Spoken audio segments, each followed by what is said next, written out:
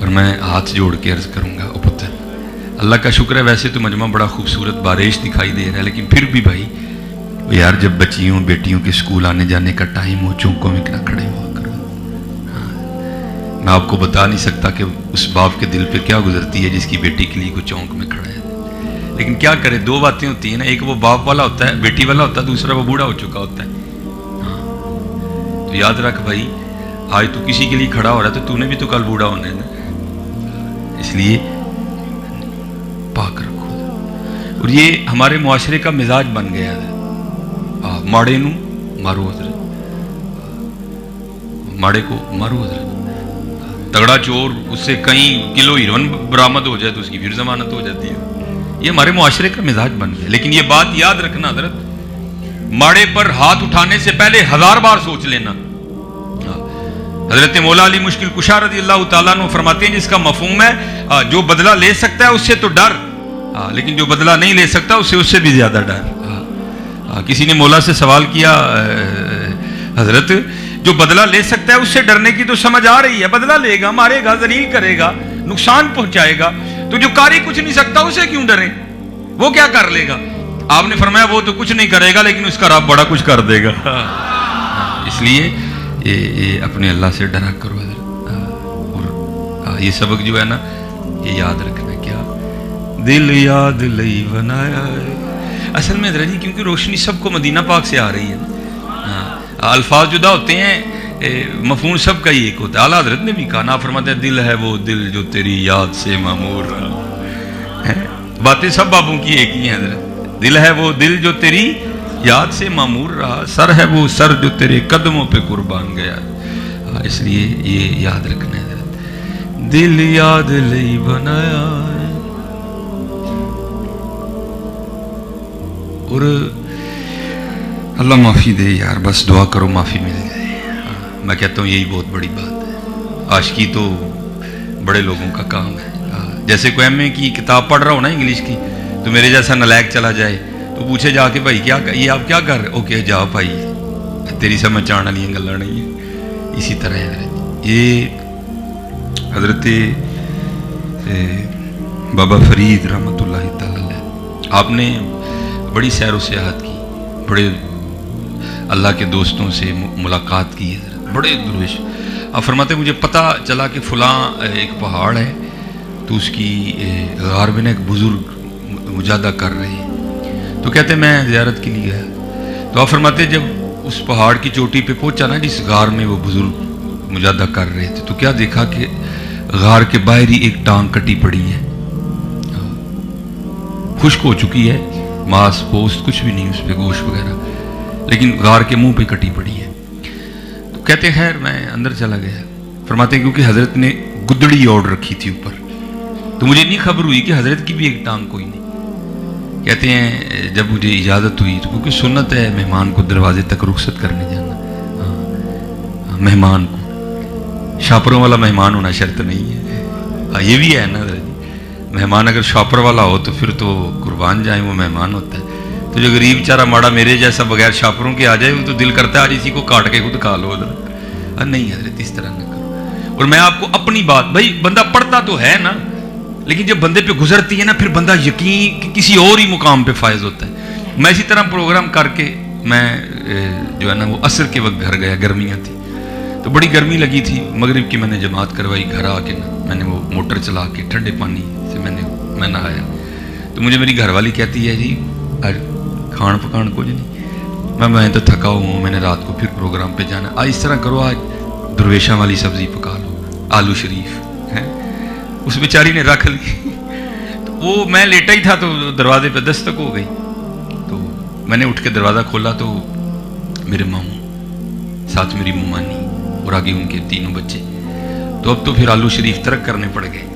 میں بازار گیا، جا کے کچھ لے کے آیا، پکایا، مہمان کھا کے چلے گئے، تو جب ہم کھانے لگے نا تو میں رو پڑا، تو میری گھر والی کہتی ہے بھائی آپ کی بھی سمجھ نہیں آتی ہے، رو پڑتے ہیں مسکرا پڑتے ہیں، روٹی کھاؤ روڑ کیوں اٹھے دے۔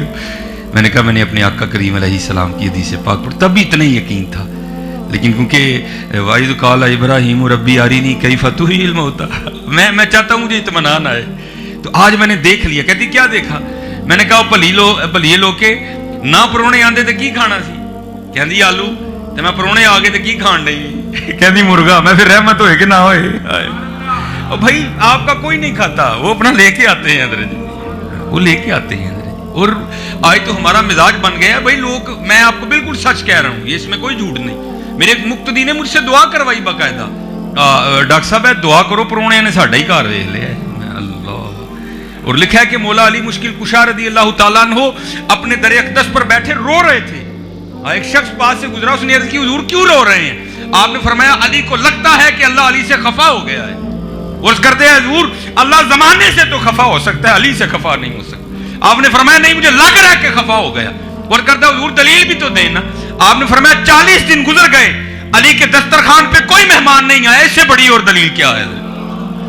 हजरत ये जो हमने कलियां खाने का प्रोग्राम बना लिया ना हजरत, इसको तर्क करो। ये कलियां खाना अल्लाह को भी पसंद नहीं, अल्लाह के महबूब को भी पसंद नहीं है। रल मिल के खाया करो हजरत, अपने दस्तरखान वसी करो हजरत, अपने दस्तरखान वसी करो, फिर देखो रंग लगते हैं कि नहीं लगते हैं। ये हमने खुद ही अपने लिए मुफलिसी के दरवाजे खोल दिए हैं।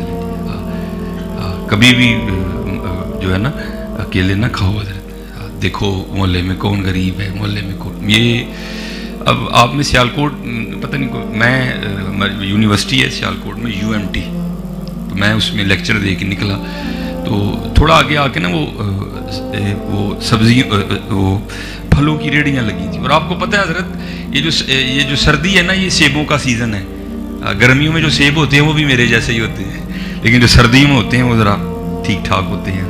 वो मैं देख के निकला, मैं अपनी किसी दुनिया में गुम था, तो मेरे आगे ना एक बस छोटे से कद की एक औरत, एक बच्चा इधर एक बच्चा उधर, तो वो भी अपनी गुफ्तगू में थे, मैं भी अपनी गुफ्तगू में। उससे पहले क्या गुफ्तगू हुई मुझे नहीं पता कोई भी। बहरहाल जब मैं उनके करीब पहुंचा ना, और जो मेरे कानों में आवाज़ सल्लल्लाहु वस्सलामु अलैका या सय्यदी या नबी अल्लाह व अला आलिका व सहाबिका या सय्यदी या नूर अल्लाह। और दूध पाक मोहब्बत से पढ़ा करो जरा जी। आप तो ऐसे डर डर के पढ़ते हो जैसे पता नहीं क्या है। और मैं तो अहबाब से कहा करता हूँ भाई अल्लाह का शुक्र अदा करो, तुमसे तो उसने कोई इम्तिहान ही नहीं मांगा। तुम्हें तो वो कह रहा कालीनों पे बैठ के पढ़ो, कुर्बान जाऊँ हजरत बिलाल पे जो कोयलों पे लेट के भी पढ़ा करते थे। तुमसे तो इम्तिहान ही नहीं मांगा उसने कोई भी। इसलिए दुरूद पाक में नहीं ढील होनी चाहिए। और अल्लाह का शुक्र है हमारा तो अकीदा है, तू जिंदा है वल्लाह, तू जिंदा है वल्लाह, मेरे चश्मे आलम से छुप जाने वाले हजरत। और चलो आपके लाहौर का एक वाक़या, बातें किताबों की भी बड़ी हैं, चलो कुछ और भी कर लेते हैं। ये बत्ती चौक से थोड़ा आगे आओ ना, तो वहाँ एक मज़ार है, बाबा छतड़ी वाली सरकार है ना। तो हमारे सियालकोट में एक बुजुर्ग थे, साईं अब्दुल रशीद उनका नाम था। अब बस उनकी एक अपनी वक्री दुनिया थी। तो हम जुमेरात को लाहौर से सियालकोट आया करते थे जब छुट्टी होती थी। तो एक दिन उन्होंने ना बंदा भेज के मुझे बुलाया, तो बुलाकर मुझे कहते हैं मौलवी जी एक काम कहिए तो कर दोगे? मैंने कहा जनाब हुक्म फरमाएं। तो मुझे 1000 रुपया देकर कहने लगे ये इसका ना कोई गर्म सा कंबल खरीदना है, सर्दी काफ़ी हो गई है। और कंबल खरीदने के बाद ना बाबा छतड़ी वाली सरकार जाना है, वहाँ एक मरजू बुजुर्ग होंगे, ये कंबल तुमने उनको देना है। मैं बाजार गया हजरत, वो उन्होंने 1000 दिया था ना, मैंने थोड़ी मेहनत की और मैंने 800 का खरीद लिया। 200 रुपया बच गया। उसको 3 पानियों से पाक किया, खुश किया उसको, और बस मौके के इंतज़ार में थे कि मौका मिले तो हम जाएं।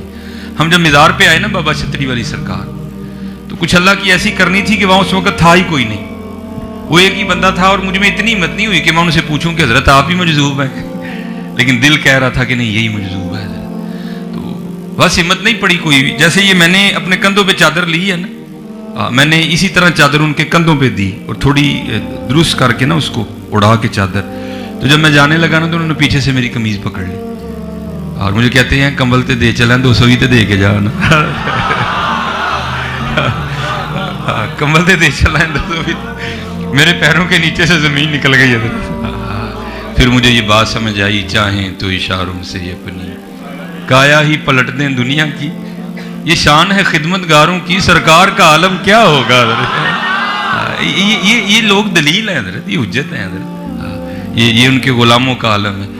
बस आप थोड़ी सी हिम्मत पैदा करो, ये जो मोहब्बतों और अकीदतों के सिलसिले कमज़ोर पड़ रहे हैं इनको फिर मजबूत करो। और जब भी दुरूद पाक पढ़ो यकीन के साथ, बातें सारी यकीन